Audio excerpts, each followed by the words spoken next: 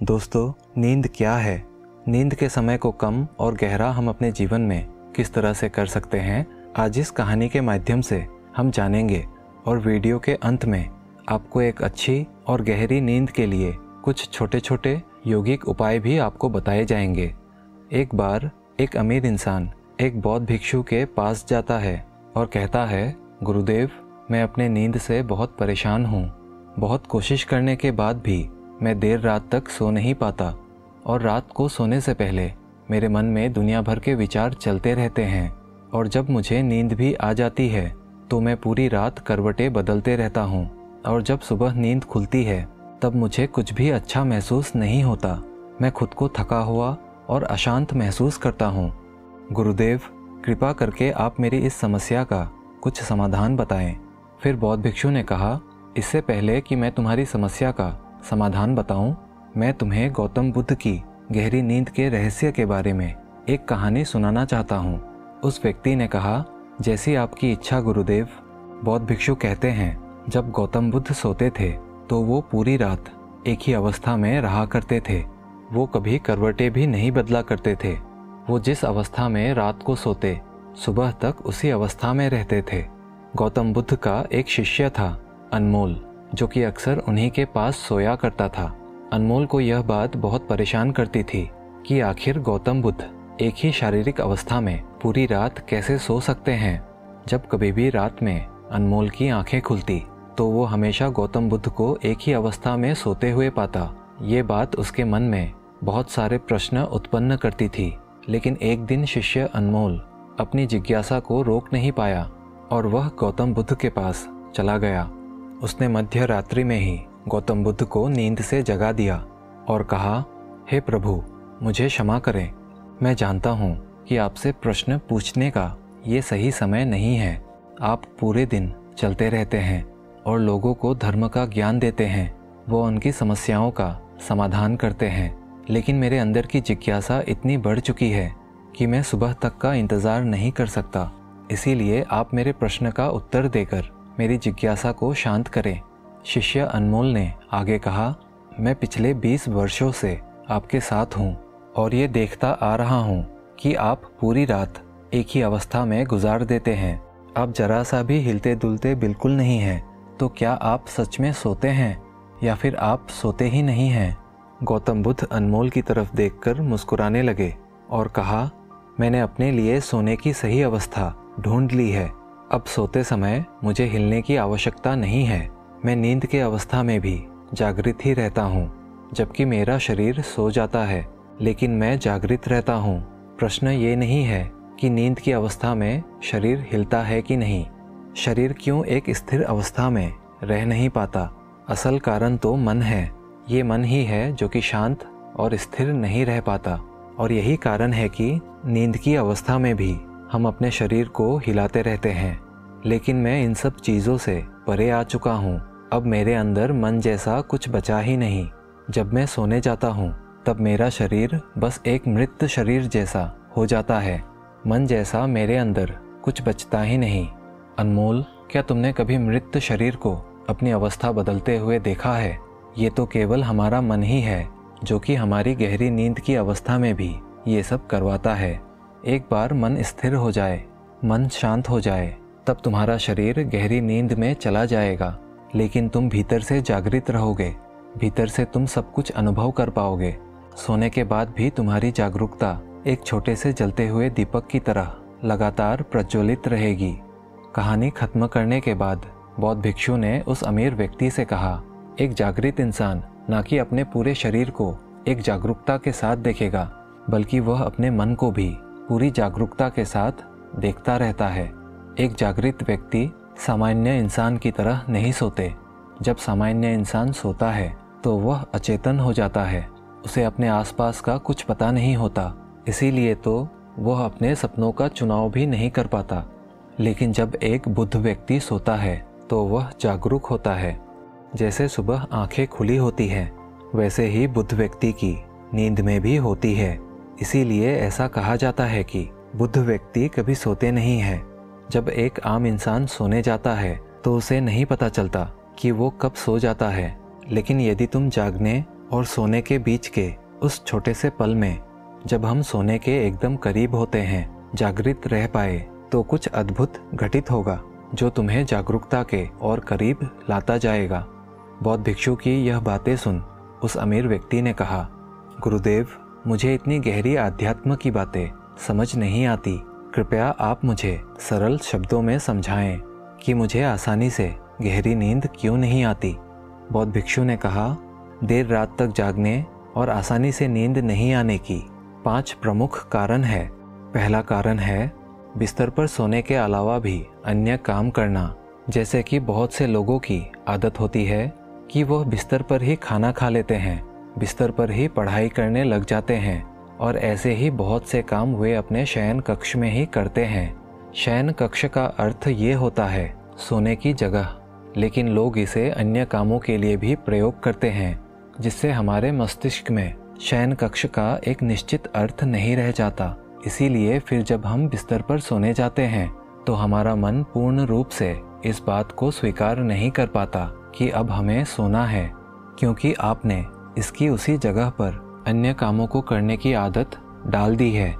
दोस्तों, अगर आज के समय के अनुसार हम बात करें तो हम अपना टेलीफोन भी बिस्तर पर बैठकर ही चलाते हैं, दफ्तर का काम भी बिस्तर पर ही करते हैं। चाहे कोई सिनेमा देखना हो, खाना खाना हो, वीडियो गेम खेलना हो या गप्पे मारना हो, आजकल लोग अधिकतर समय बिस्तर पर लेटे लेटे यूं ही बिता देते हैं, जिसकी वजह से हमारे मन में बिस्तर बस एक सोने की जगह नहीं रही। और ये एक बड़ा कारण है जिसकी वजह से जब हम बिस्तर पर सोने जाते हैं तो हमें नींद नहीं आती है। बौद्ध भिक्षु ने आगे कहा, बौद्ध आश्रमों में एक भिक्षु सुबह सोकर उठते ही अपने बिस्तर का त्याग कर देता है और फिर वो दोबारा रात को सोने के वक्त ही अपने बिस्तर पर वापस जाता है, जिससे उसके मस्तिष्क को पता है कि बिस्तर में आने का अर्थ है कि गहरी नींद में जाना। गहरी और आरामदायक नींद न आने की दूसरा कारण है सोने के एक निश्चित समय का निर्धारित ना होना। बौद्ध भिक्षु ने कहा, अगर तुम सुबह जल्दी और पूरी नींद लेकर उठना चाहते हो तो तुम्हें रात को जल्दी और एक निश्चित समय पर सोने की आदत डालनी होगी। बौद्ध आश्रमों में रहने वाले भिक्षु हमेशा ही एक निश्चित समय पर सोने से पहले हल्का और आसानी से पचने वाला भोजन ग्रहण करते हैं और रोज रात एक निश्चित समय पर सोने चले जाते हैं। तो इस तरह से वे एक निश्चित दिनचर्या का पालन करते हैं।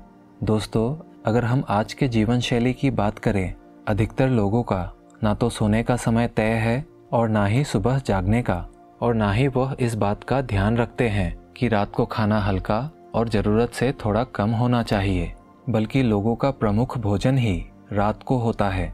सप्ताह के आखिरी दिन में वे देर रात तक जागते हैं क्योंकि अगले दिन कोई काम नहीं है।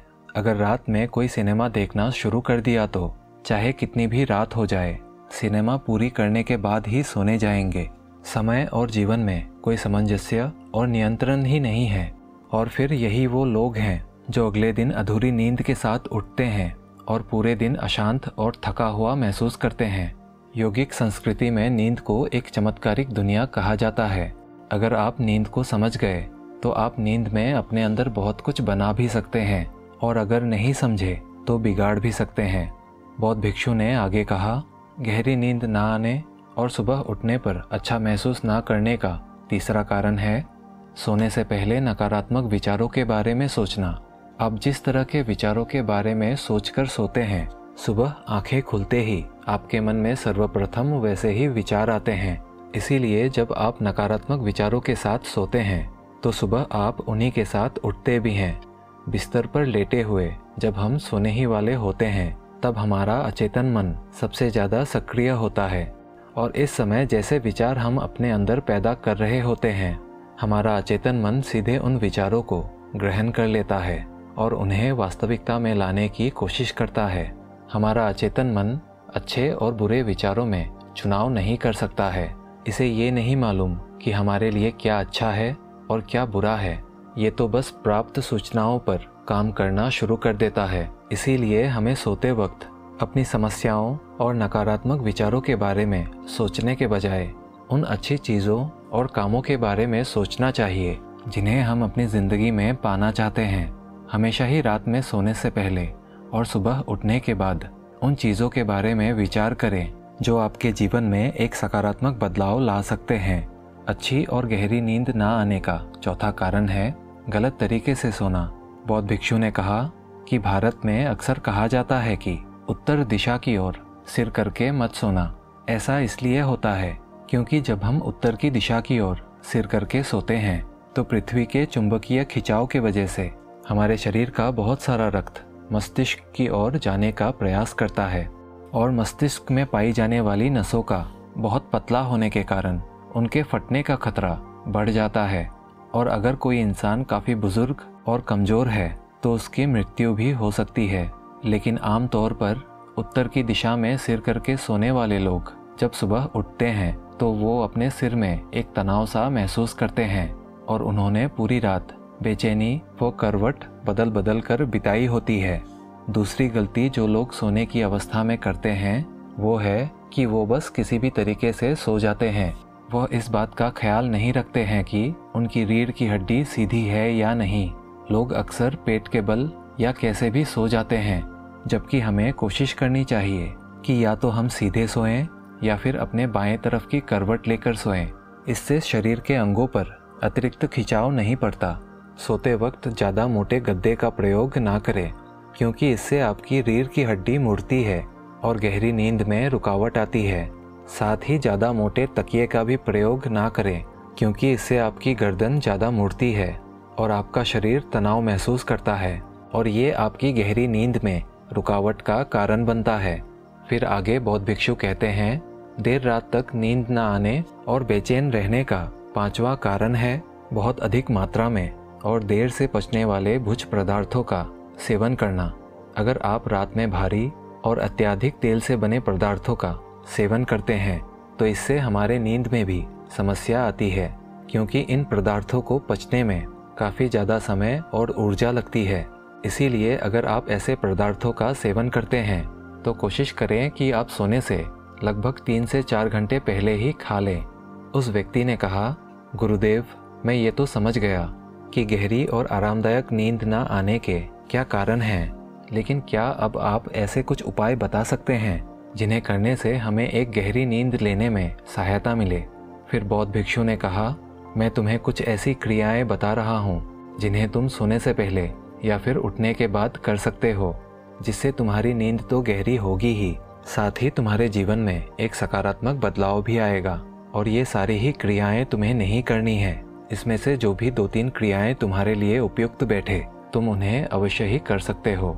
सबसे पहले कोशिश करो कि सोने से पहले हल्के गुनगुने पानी से स्नान कर लो। स्नान करने से हमारा शरीर जागृत और तनाव मुक्त हो जाता है। तुमने देखा होगा जब कोई इंसान स्नान करके आता है तो उसके भीतर से एक सकारात्मक ऊर्जा सी महसूस होती है। वो ज़्यादा खुश और तनाव मुक्त लगता है। इसका कारण ये है कि हमारा शरीर ज़्यादातर पानी है और पानी हमारे शरीर का एक बुनियादी हिस्सा है। सोने से पहले हो सके तो अपने शयन कक्ष में किसी जैविक तेल और रुई का बना हुआ दीपक जलाएं। इससे आपके आसपास के वातावरण में सकारात्मक ऊर्जा आती है। सोने से पहले थोड़ा पानी पीकर जाएं। इससे आपको सोने में काफ़ी मदद मिलती है। जब आप बिस्तर पर जाएं तो सोने से पहले कुछ मिनटों तक ध्यान करें और हर उस चीज़ के लिए आभार व्यक्त करें जो आपके पास है, या फिर आप अपने दिन के उन सभी अच्छे कामों के बारे में भी सोच सकते हैं जो आपने आज किए हैं। सोने से पहले एक बार इस बात को याद करें कि आप नशवान हैं, आप आज ही मृत्यु को प्राप्त हो सकते हैं। ऐसा सोचने से आप अपनी छोटी छोटी समस्याओं से परेशान रहना छोड़ देते हैं। जब आप सुबह सोकर उठें तो अपने दोनों हाथों को रगड़कर अपनी आंखों पर रखें। इससे आपका शरीर जागृत हो जाता है और हमेशा ही दाईं ओर की करवट के साथ सोकर उठें। हमेशा रात को जल्दी सोने की कोशिश करें जिससे आप सुबह जल्दी और पूरी नींद लेकर उठ सकें। बौद्ध भिक्षु ने उस व्यक्ति से कहा, ये हैं कुछ तरीके जिन्हें तुम अपने जीवन में गहरी और अच्छी नींद लाने के लिए प्रयोग कर सकते हो। दोस्तों, आशा करते हैं आपने इस कहानी से ज़रूर कुछ ना कुछ मूल्यवान सीखा होगा। आपको ये वीडियो कैसी लगी और अपनी राय हमें कमेंट बॉक्स में लिखकर ज़रूर बताएं। कहानी अगर अच्छी लगी हो तो वीडियो को एक लाइक और चैनल को सब्सक्राइब कर ही लीजिएगा। मिलते हैं अगले वीडियो में, तब तक के लिए धन्यवाद।